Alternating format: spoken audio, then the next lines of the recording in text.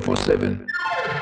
Hey, what's up? I'm KBHD here, and yesterday was Apple's WWDC, their worldwide developer conference event, their big software event every year where they go over a bunch of new features for all their OSs. We got new iOS 15 stuff, we got new iPadOS 15 stuff, and we got macOS Monterey and a bunch of other stuff. Now, I do plan on making a separate video going over some stuff in more detail, especially I want to talk about iPadOS 15 because I think they made some interesting changes, some of which did what I wanted, but also some of it didn't. So make sure you're subscribed to see that when it does come out. But I couldn't help but notice yesterday, watching all these new features get unveiled for the iPhone, for iOS 15, that a lot of them were familiar because we've seen them before in Android. Now, this isn't new at all. Like this literally happens basically every single developer event. Like every WWDC, we see features in the iPhone that we've already seen in Android, and every Google I/O, we also see some stuff that we've seen in previous iPhones. It's fine. I actually literally just made a video, my last one, about why companies should copy the good stuff from each other. But there is a trend that mainly Apple's features come later and also arguably typically better. Like you probably all remember how widgets, literally widgets, and an app drawer and picture-in-picture were all famously late to iOS 14 last year after being in Android for a while. Well, there was a bunch of new iOS 15 features now that were just announced, many of which are really cool.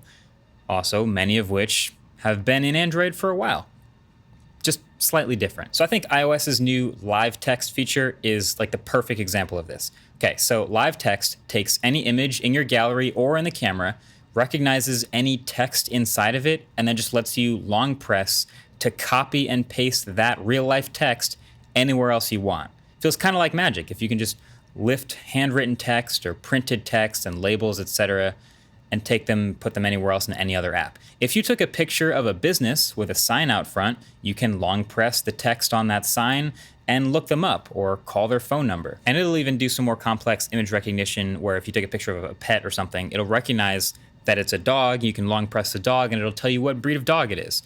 So that's pretty cool. Now, I don't know if you've ever used Google Lens on an Android phone, but it's basically the exact same thing as all of the stuff we've just described, and it's been around for a while. You can point Google Lens at literally anything with text in it, give it a second, and it'll let you copy and paste that real-life text again into whatever you want on your phone, translate it in Google Search, etc. That's built into the viewfinder of a lot of phones. And inside phones like the Pixel that use Google Photos as the default Photos app, you can hit the Lens button at any point to find and copy and paste any text or look up similar images with object recognition. And it isn't always perfect, but it is impressively accurate sometimes. It does way more than just pets too. Now, on most Android phones, it isn't quite as seamless feeling as Apple's, where if I'm just looking at a photo in the gallery and I see a phone number on a sign, just long pressing that phone number and being able to call right away is a slight step faster than having to go through hitting the Google Lens button and copying and pasting. But I feel like you can almost guarantee that that will now be lifted into Google's next version. FaceTime got a bunch of neat little features like spatial audio and blurred background portrait mode and different microphone modes, so you can choose standard or isolating voices or wide spectrum mode depending on background noise. But probably the biggest addition is called SharePlay, which lets you watch things and share things like your screen inside of FaceTime. Now, you've been able to screen share inside of Google Meet, Zoom, Teams, whatever else you use for forever. But FaceTime now, being able to do this, it's a little more well integrated than the others. Because here you're now listening to Apple Music with this nice UI, and it's all synced up. Or you can watch TV shows or movies with synced playback controls. So if somebody pauses, it pauses for everyone. If somebody fast forwards to show you something, it fast forwards for both of you. So everyone can see the same thing at the same time. It's super easy to stay in sync. And of course, Developer Conference Gold, SharePlay will have a new API. So any developer that makes a media app will be able to plug into this and make it work in FaceTime. So I think you already have HBO, ESPN, Disney, and I imagine things like Netflix, Spotify in the future, YouTube, hopefully. But the point is, all this stuff is better than the typical like screen sharing while you play a video where you're getting like 5 to 10 FPS and it depends on your internet connections. It's just not quite as good as it being built in the way it is here. Oh, also, by the way, small detail, you can now share FaceTime links to anyone. Just anyone who can click a link, which means you can join a FaceTime call from the web on an Android phone or a Windows desktop. I guess now we can officially say we have FaceTime on Android. Never thought I'd say that, but you can say it now. Apple also added on-device voice recognition, so it works offline and much faster, which feels like a huge step up for Siri, which, you guessed it, is catching up to what Google Assistant and Google Voice Recognition has been doing on Pixels since 2019 that I've been absolutely loving. They also improved their photo memories feature, which strongly resembles Google Photos memory feature, and they added a lot of really cool street-level features to Apple Maps that continue to make big strides, actually, towards catching up to and matching Google Maps. There's way more street view level information, and there's an AR view, and a few select cities get these really detailed maps where 3D models of landmarks are dropped in there. So yeah, clearly you can see the trend. A lot of these new features that'll show up on the iPhone have already been in Google's versions for a while. It seems like every time the iPhone gets new features, they've been somewhere in some Android phone before. So why? The question is why? It's not like Apple's just choosing to be later all the time. There's good reasons for it. And it turns out, of course, Google is an incredible software company, and that's why they've been so innovative there for a long time. But also, Apple's teams have a distinct focus on this ecosystem thing that we've talked about. So I've made an entire video about the ecosystem. I'll link it below the like button if you want to watch it. But it's a huge focus for Apple, not just to make good new stuff, but to make everything plug into each other seamlessly. Because of course it makes the products better, but it also makes it harder to leave the ecosystem. They think about this constantly. People might like their iPhones, but really love their AirPods. So it's harder to leave the iPhone because of how well they work with the AirPods and how much they love them. Or maybe it's AirTags or iMessage or AirDrop with the Mac. There's tons of these. But it's not just devices. It's also the increasing number of services they make too. It's Apple News, it's Apple TV, it's iMessage, it's FaceTime.